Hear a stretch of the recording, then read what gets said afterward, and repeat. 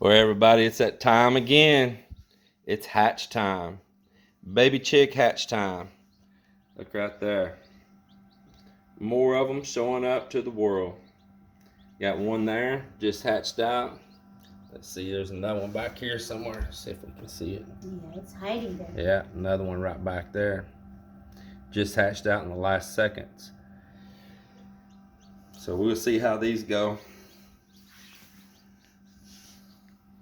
The humidity's up really good. I think at this rate, we'll probably have a hatch about every week and a half. There should be a hatch. These right here, like how many more days? Well, it might be a little bit longer than that. This one here probably likes 2 more weeks before it hatches. Yeah, 2 more weeks. Yeah, so maybe that'll be more like 2 weeks apart. We're pretty excited, and we'll give a follow-up here and let you all know how this hatch goes right here. Well, for you all that don't know, this is my other little homemade little brooder right here. You can check out. It's an old Igloo ice chest. I think this was like the 100 quart. It's the big one. You can see it was getting pretty tired and cracks and splits all in it. So back a couple years ago, I drilled a hole through it right there. And see if I can do this and not disturb these chicks too much. And I put a light inside in here. I built a little raised bottom in it, so they're not walking in their mess. It drops through to the bottom. And I've got feeders and stuff for it, but once again, it's just a intermediate step for them, and then they move on to another brooder from there. A little homemade feeder right here. I've got one for the other end too. I want to find that chick that you all saw in the video that was struggling.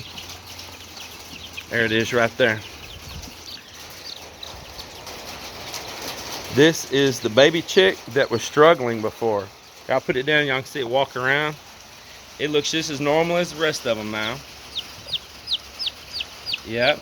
Let me tell you the story about this baby chick. My little buddy.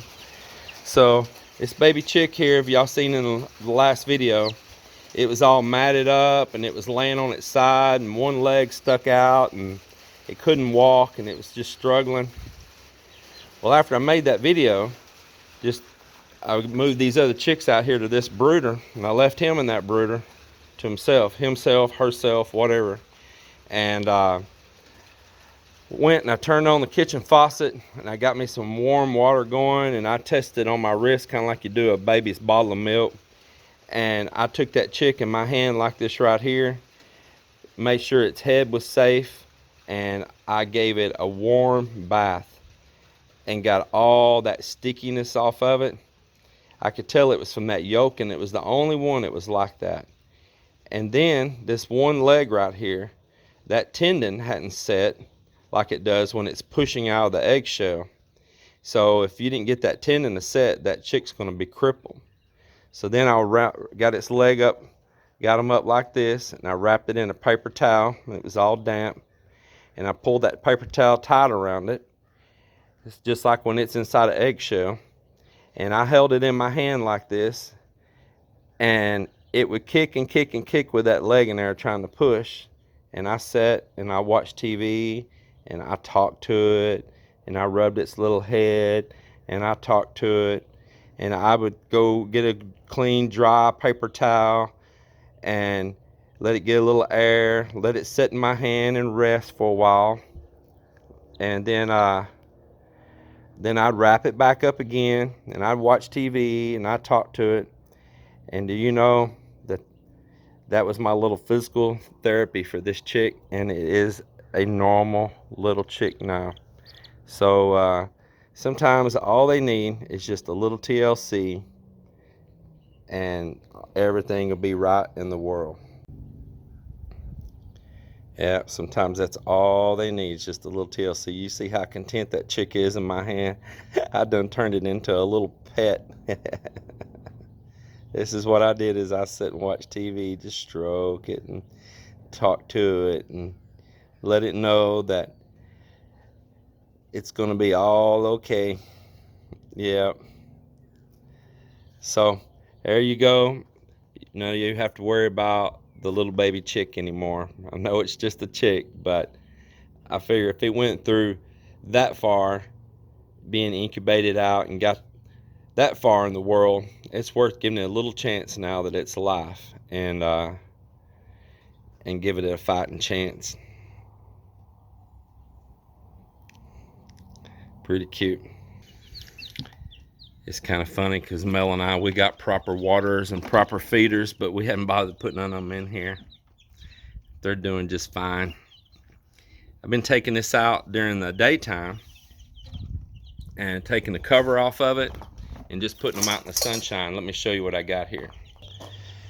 So I've been taking that light off and the lid off during the day, putting this wire over the top of them, just putting them outside in the sunshine. I'll give them a little shade on one end in case the sun gets too hot on them. And man, they're just fine. And when evening comes like this, I take this wire off, bring them back up here near an outlet, put the cover back on, and let them spend the night in there like that. But I have another little cage that soon they'll go outdoors in, and they can run around on the grass and all, and be like a normal little chick would with its mama. That's another thing. I like to put them out on natural grass as soon as I can.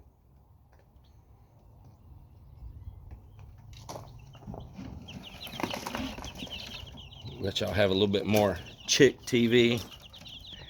Yeah, a little chick TV. Here's that mixed barred rock. It's starting to get some gray down there in its feathers like its mama. Boy, ain't they pretty. Look at that. Are they pretty or what? Good looking little crew.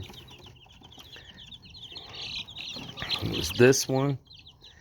And yeah, and this one. These were the, I'll set them right over here where you can see them separate.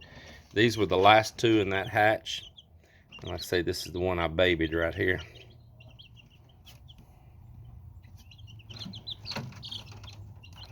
They're doing great though.